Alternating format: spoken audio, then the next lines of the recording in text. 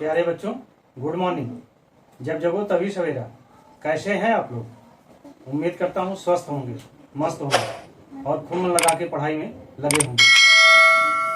हम लोग करने जा रहे हैं आज एक्सरसाइज 1.6। एक्सरसाइज 1.6 को करने के पहले इस चैप्टर में किन पॉइंट्स के आधार पर न्यूमेरिकल्स दिए गए हैं उनके बारे में थोड़ा सा समझ लेते हैं। इस चैप्टर में मेनली आपको घातांक के बारे में, यानी किसी भी संख्या की घात अगर हो तो उन्हें कैसे सॉल्व करते हैं इस बारे में बताया गया है। तो आइए अब हम लोग करते हैं law of exponent for real numbers, यानी वास्तविक संख्याओं के लिए घातांक नियम। वास्तविक संख्याओं के लिए घातांक के नियम क्या क्या हैं? अगर मान लीजिए a, m और n कोई एक प्राकृतिक संख्या है जहां पर a जो है बेस है यानी आधार है और m तथा n एक्सपोनेंट है यानी घातांक है, तो जनरली हम लोग ये जानते हैं कि समान बेस वाली संख्याओं के भिन्न भिन्न घातों वाली संख्याओं का यदि गुणा होता है तो उनमें घातें जुड़ जाती हैं और समान आधार वाली भिन्न भिन्न घातों वाली संख्याओं में यदि डिवीजन होता है तो उनकी घातें घट जाती हैं। तो इसी के आधार पर पहला a की पावर m इंटू a की पावर n, तो चूंकि यहां पर मल्टीप्लाई हो रहा है तो यानी ये दोनों घातें जुड़ जाएंगी, a की पावर m प्लस n।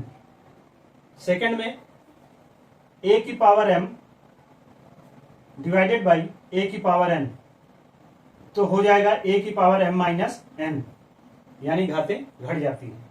यहां पर क्या है, m की वैल्यू n से बड़ी है। अगर मान लो m की वैल्यू n के बराबर हो तो भाई am अपॉन am करेंगे तो उसे हम am अपॉन am कर सकते हैं, क्योंकि m और n बराबर है। तो वहां पर a की पावर m माइनस n यानी a की पावर m माइनस m, समझ रहे हैं? तो क्या हो जाएगा, m minus m equal to 0 यानी a की पावर 0, और अगर a की पावर 0 हुई तो अल्टीमेट क्या आएगा, 1। If m is less than n, यानी m की वैल्यू जो है n से छोटी है, यानी n की वैल्यू जो है वो m से बड़ी है, तो क्या हो जाएगा, a की पावर m भागे a की पावर n, और n की वैल्यू बड़ी है और n की वैल्यू छोटी है, यानी न्यूमरेटर जो होगी वो क्या होगी, मान लो 2 है तो डिनोमिनेटर क्या है, वो 5 है, यानी नीचे का डिनोमिनेटर यानी हर जो है वो बड़ा है। तो उस कंडीशन में क्या हो जाएगा, 1 अपॉन a की पावर n माइनस m, यानी a की पावर ये ऊपर आएगा माइनस n माइनस m। तो ये ब्रैकेट अगर ओपन करेंगे तो a तो n माइनस हो जाएगा और m माइनस माइनस प्लस हो जाएगा, तो a की power m minus n। Clear हुआ? थर्ड में a की पावर m की पावर n, तो ये दोनों पावर जो हैं आपस में मल्टीप्लाई हो जाएंगी, यानी a की पावर m इंटू n। अब देखिए बेस यहां पर समान है, यहां पर बेस डिफर हो रहा है, यानी a की पावर m इंटू बी की पावर m। घातें तो समान हैं लेकिन बेस डिफर हो रहा है, तो ऐसी कंडीशन में a b की पावर m हो जाएगा। ऐसे ही जब भिन्न आधार वाली यानी डिफरेंट बेस वाली संख्याओं की पावर सेम हो, यानी a बाई बी की पावर m, तो इट मीन्स a की पावर m अपॉन b की पावर m होगा। छठा a की पावर माइनस n, तो इसे हम 1 अपॉन a की पावर n लिख सकते हैं, या उल्टे 1 अपॉन a की पावर n दिया गया है तो इसे हम a की पावर माइनस n लिख सकते हैं।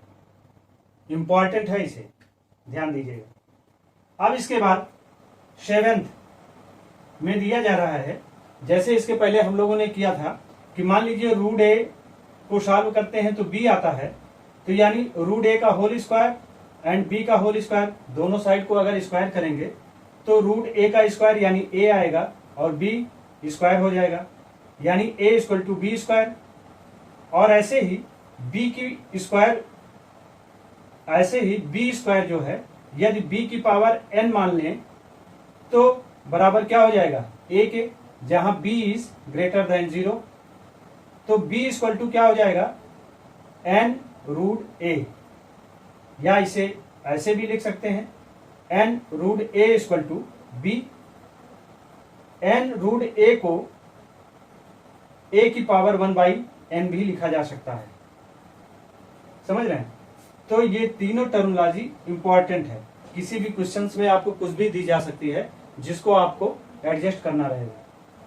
8th है a की पावर m अपॉन n, तो यानी इसे हम लिख सकते हैं n रूट a की power m, n root a की पावर m। ठीक, तो इस तरीके से ये आपके कुछ नियम हैं, लॉ हैं, जिनके आधार पर हम लोग एक्सरसाइज 1.6 के न्यूमेरिकल्स को सॉल्व करेंगे। अब आइए हम लोग करते हैं इसके न्यूमेरिकल्स को। एक्सरसाइज 1.6 के क्वेश्चन नंबर 1 में दिया जा रहा है फाइंड, ज्ञात कीजिए। एक चीज ये ध्यान दीजिए कि अगर मान लीजिए a इंटू ए है तो ये क्या लिखा जाएगा a की पावर 2। अगर यही a प्लस ए होगा तो क्या हो जाएगा 2a, ठीक ना। सेक्शन 1 में दिया जा रहा है 64 की पावर हाफ, यानी 64 की पावर 1/2। अब 64 है तो 64 यानी 8 अठाई 64, 8 8 जा 64। तो इसे क्या लिख सकते हैं 8 की पावर 2 और इसकी पावर हाफ। तो गुणे में क्या होती है, घातें जुड़ जाती हैं। अब आप देखिए कि 8 की पावर 2 इंटू 1/2, तो ये क्या हो जाएगा 2 1 जा 2, 1 आया, 1 1 जा 1, यानी 8 की पावर 1, और 8 की पावर 1 का मतलब 8, यही इसका आंसर हो जाएगा। ऐसे ही सेकेंड पार्ट में दे रहे हैं 32 की पावर 1/5, तो 32 यानी 32 को क्या लिख सकते हैं 2 2 जा 4, 4 2 जा 8, 8 2 जा 16 और 16 2 जा 32, तो यानी 1 2 3 4 5, तो 2 की पावर 5 इंटू 1/5, तो 5 1 जा 5, 1 1 जा 1, यानी 2 की पावर 1 इक्वल टू 2, तो इसका आंसर क्या हो गया 2।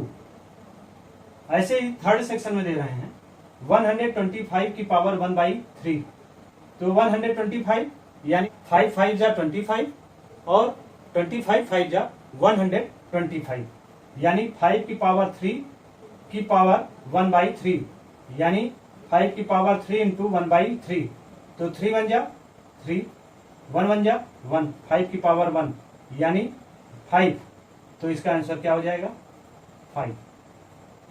ऐसे ही क्वेश्चन नंबर 2 में फाइंड करना है, ज्ञात करना है, जिसमें फर्स्ट सेक्शन में दे रहे हैं 9 की पावर 3/2, यानी 9 की घात 3/2। तो इसमें हम क्या करते हैं 3 को बाहर निकाल लें, तो ये क्या हो जाएगा 1/2, यानी 9 की घात 1/2, 9 की पावर 1/2 की होल पावर 3, ठीक ना। और फिर 9 को क्या लिख सकते हैं 3 इंटू 3, 3 3 जा 9, यानी 3 की पावर 2 इंटू 1/2 की होल पावर 3। अब यहाँ क्या हो जाएगा 2 1 जा 2, 1 आया, 1 1 जा 1, यानी 3 की पावर 1 की पावर 3, तो यानी 3 की पावर 3 का मतलब 3 इंटू 3 इंटू 3, 3 3 जा 9, 3 जा 27, तो इसका आंसर क्या हो गया 27।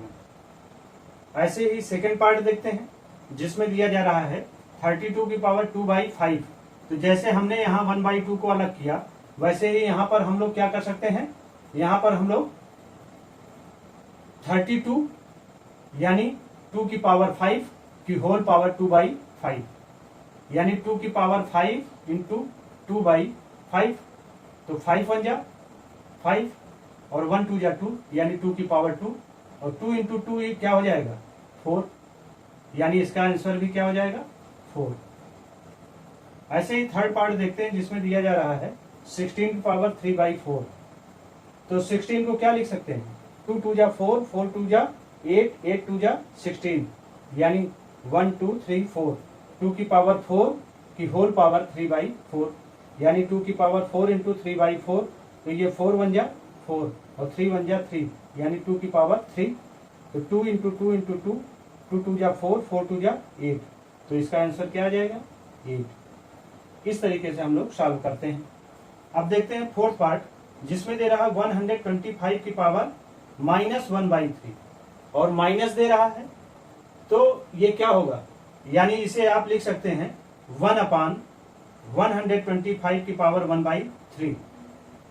वैसे पहले देखते हैं 125, यानी 5 5 जा 25 और 25 5 जा 125, यानी 5 की पावर 3 की होल पावर -1/3, यानी 5 की पावर 3 इंटू -1/3। तो ये 3 और 3, 3 1 जा 3, 1 हो गया, और प्लस माइनस यानी 5 की पावर -1, और 5 की पावर -1 यानी इसे क्या लिख सकते हैं 1/5। तो इसका आंसर क्या हो जाएगा 1/5। अब आइए इसके बाद देखते हैं क्वेश्चन नंबर 3। क्वेश्चन नंबर 3 में दिया जा रहा है सिंप्लीफाई, सरल कीजिए, यानी ये जो दिया जा रहा है इनको सिंप्लीफाई करना है। तो फर्स्ट पार्ट में दे रहे हैं 2 की पावर 2/3 इंटू 2 की पावर 1/5। तो हम जानते हैं कि जब बेस सेम होता है, यानी जो यहाँ पर 2 है दोनों जगह सेम है, और इसकी पावर जो होती है बेस सेम होता है और दोनों नंबर्स आपस में मल्टीप्लाई होते हैं, तो इनकी पावर जो होती है वो ऐड हो जाती है, जोड़ दी जाती है। तो चूंकि बेस 2 सेम है और इनकी पावर जो है अगर ये मल्टीप्लाई हो रहे हैं तो जुड़ जाएंगी, यानी 2 की पावर 2/3 प्लस 1/5। तो 3 और 5 का एलसीएम लिया, कॉमन लिया, 15 आया, और 15 को 3 से जब डिवाइड किया तो 3 5 जा, तो 5 5 2 जा 10 प्लस 5 3 जा 3 1 जा 3, तो ये आया 13/15, यानी 2 की पावर 13/15, इसका आंसर हो जाएगा। सेकेंड पार्ट में 1/3 की पावर 3 की होल पावर 7, तो इसमें क्या करते हैं 1 की पावर 7 और अपॉन 3 की पावर 3 की होल पावर 7 कर देंगे। तो 1 की पावर 7 यानी 1 ही, और 3 की पावर क्या हो जाएगी 3 7 जा 21, तो यानी 3 की पावर 21। अब ध्यान दीजिए ये 1/3 की पावर 21 है, तो इसे अगर 3 को ऊपर ले जाएंगे तो क्या हो जाएगा, ये पावर जो यहाँ प्लस में है वो माइनस में हो जाएगी, यानी 3 की पावर -21, यही इसका आंसर भी हो जाएगा। ऐसे ही थर्ड पार्ट में 11 की पावर 1/2 अपॉन 11 की पावर 1/4। तो हम जानते हैं डिवीजन में अगर सेम बेस है तो उनकी पावर जो होती हैं वो सब्सट्रैक्ट होती है, यानी घट जाती है। तो 11 की पावर 1/2 माइनस 1/4, 2 और 4 में एलसीएम लिया तो 4 आया, 2 2 जा 4, 2 1 जा 2, और 4 1 जा 1 1 जा 1, 2 माइनस 1 यानी 1/4, तो 11 की पावर 1/4, यह इसका आंसर भी हो जाएगा। ऐसे ही देखते हैं फोर्थ, जिसमें 7 की पावर 1/2 इंटू 8 की पावर 1/2। अब देखिए यहाँ पर क्या है, बेस डिफर है लेकिन इसका जो डिग्री है, जो इसकी घात है वो सेम है, तो क्या कर देंगे 7 इंटू 8 की पावर हाफ, तो 7 8 जा 56 की पावर हाफ, यही इसका आंसर हो जाएगा। ठीक, तो इस तरीके से आप और भी क्वेश्चन लगा सकते हैं। इसी के साथ आपकी यह एक्सरसाइज 1.6 कंप्लीट होती है, और केवल इतना ही नहीं बल्कि आपका चैप्टर 1 नंबर सिस्टम संख्या पद्धति भी कंप्लीट होती है। आप इसे देखें, समझें, नोट्स कंप्लीट करें, और इसी ट्रेंड पर और भी क्वेश्चन लगा सकते हैं, उनका प्रयास करें। Thank you. सब्सक्राइब करें हमारे YouTube चैनल संतोष स्मार्ट क्लासेस को, बेल आइकन क्लिक करिए और ऑल पे सेलेक्ट करिए, और वीडियो पसंद आए तो लाइक करना मत भूलिएगा। Thank you.